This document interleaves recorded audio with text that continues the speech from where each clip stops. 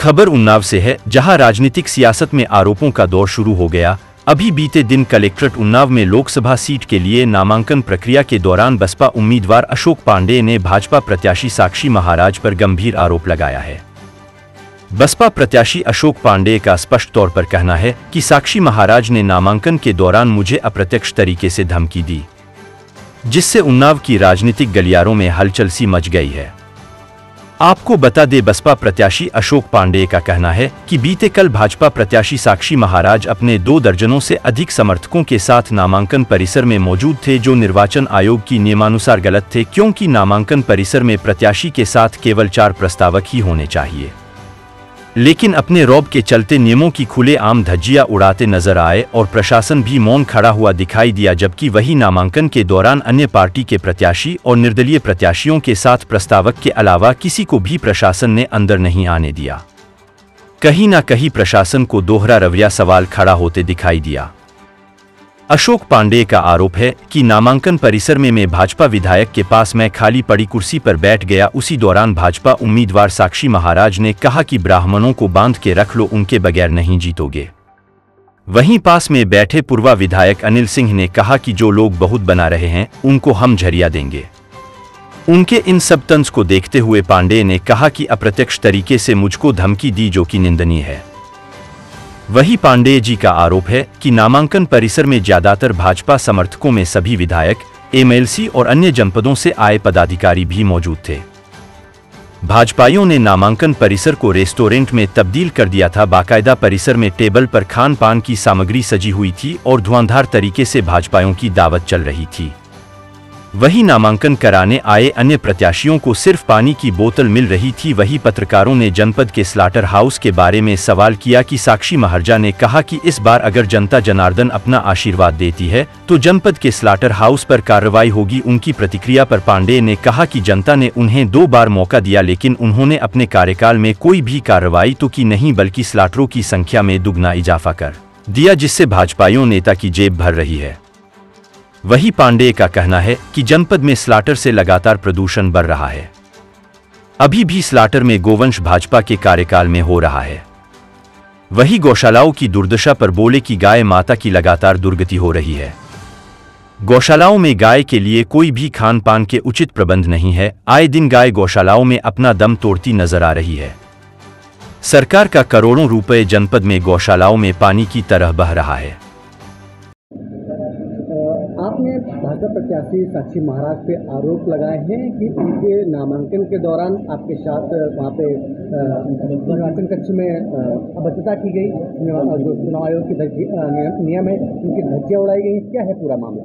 देखिए, पूरा मामला ये है कि आप देखते हैं कि जब निर्वाचन के लिए मैंने नामांकन दाखिल करने के लिए जो पुलिस की व्यवस्था है, जब आप मेन गेट पर पहुँचते हैं तो वहाँ सिर्फ प्रत्याशी और 4 प्रस्तावक को अंदर जाने की अनुमति है। मोबाइल वगैरह सब वहीं जमा करा लिए जाते हैं, बाकायदा चेकिंग होती है, कोई चीज़ अंदर नहीं जा सकती। लेकिन कल जब मैं नामांकन कराने गया, वहाँ पहुँचा तो साक्षी महाराज जी का भी नामांकन हो रहा था। तो साक्षी महाराज जी के साथ कम से कम 25 से 30 लोग थे, जिसमें भारतीय जनता पार्टी के 7 विधायक, दोनों एमएलसी, दोनों चेयरमैन, सारे लोग प्रदेश से आए हुए पदाधिकारी, सबके सब वहाँ हाल में मौजूद थे।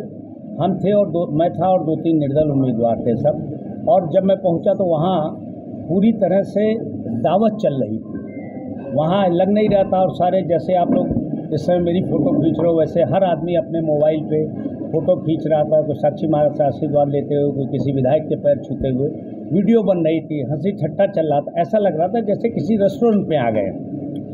उसके बाद साक्षी महाराज जी जब नामांकन करके आए तो मैं भाजपा के 2 विधायकों के बीच में बैठा था। वो ये कुर्सी खाली थी, पंकज गुप्ता एक तरफ थे, एक तरफ पूर्वा के विधायक अनिल सिंह थे। तो साक्षी महाराज जी ने आते ही कहा, देखिए चुनाव में आपको मालूम है कि धर्म और जाति सूचक शब्दों का प्रयोग वर्जित है, कर ही नहीं सकते। आज आदर्श आचार संहिता का घोर उल्लंघन है और सुप्रीम कोर्ट तो आपराधिक कृत्य मानता है उसको। साक्षी महाराज जी आए और उन्होंने विधायक अनिल सिंह से कहा कि इनको ब्राह्मण देवता को जो है बांध के रख लो, उसके बगैर जीत नहीं पाओगे। तो मुझे बड़ा अटपटा लगा। फिर विधायक अनिल सिंह ने कहा कि आप चिंता न करो, आप प्रचंड जो है बहुमत से जीतोगे। और जो लोग बहुत मैंने उनका आशय था कि जो लोग अपने को बहुत बन रहे हैं उनको मैं ढंग से झरिया दूंगा, ये शब्द उन्होंने पिया। और फिर मेरी तरफ इशारा करके कहा कि देखो भाई साहब, आप समझदार हो, आप सब समझते हो। इनडायरेक्ट इस तरह की धमकी दी कि आप समझदार हो, आप सब समझते हो। फिर उन्होंने कहा कि महाराज जी ने देखो अपने हर आश्रम में 5-5 भूत बांध के रखे हैं और इतने भूत ब्राह्मणों के लिए काफ़ी हैं। वो भी एक तरह की धमकी भरी बात थी। मैंने उस पर उसका कोई प्रतिकार नहीं किया। मेरे नामांकन में चूँकि मैं चाहता तो बाहर आप सारे लोग थे, मैं आके मीडिया को बता सकता था, लेकिन मेरे नामांकन में बाधाएं आ रही थी। ऊपर से इतना प्रेशर था कि बहुजन समाज पार्टी के प्रत्याशी का नामांकन क्लियर न होने पाए। इसलिए मैंने उस बात को मैं जब मेरा नामांकन क्लियर हो जाए तो मैं आप लोगों से ये बात शेयर करूँगा। मैंने जिला निर्वाचन अधिकारी को बाकायदा लिखित में दिया है इस बात का। ये शिकायत जो मुझे उन्होंने इनडायरेक्ट धमकी दी है, उसकी शिकायत मैंने उनको लिखित की और जिलाधिकारी महोदय ने आश्वस्त किया है कि मैं। दूसरा क्या है, जब मोबाइल अलाउ नहीं है तो वहाँ सारे मोबाइल की वीडियो बन रही है।